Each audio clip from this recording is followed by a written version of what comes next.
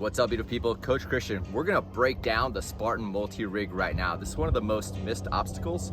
This is also an obstacle where a lot of people think this is about grip strength, where actually there is a component of grip endurance, not necessarily grip strength, but really this is about creating swing from our hips, using our entire body as a pendulum to get us from one side to the other as effortlessly as possible.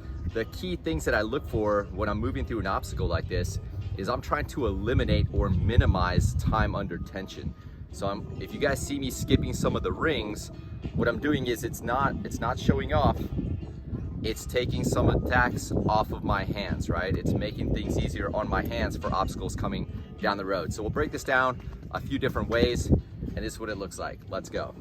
Let's count these handholds. 1, 2, 3. We'll call this a 4, even though for most people it's more than 1. 5, 6, 7. Ring the bell. How many does it actually take? A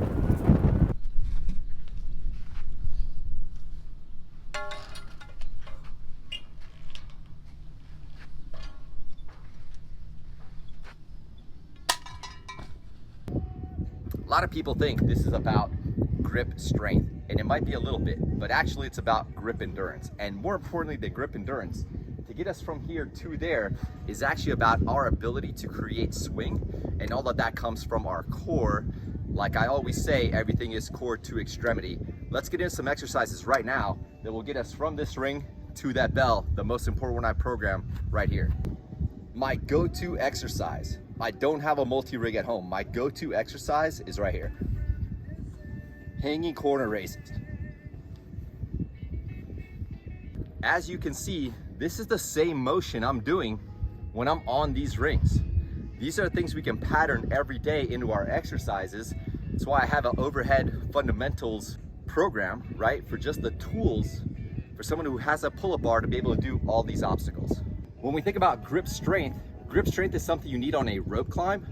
Grip endurance is something we need to go from here to there. In fact, how tight we grip this ring has no importance on us getting to the other side. You can do this with your entire hand open if you have good forearm strength, right?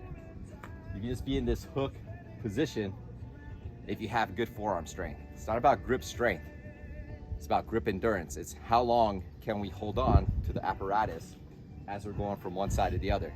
Things that we can train every day: dead hangs, farmer's carries, pinch grip carries. Work your hands, make it easy on race day. Here are key things that I think about as I'm approaching this obstacle. When I get to that bar, I want to be going lead hand, follow hand, and in my case, that would be right-handed.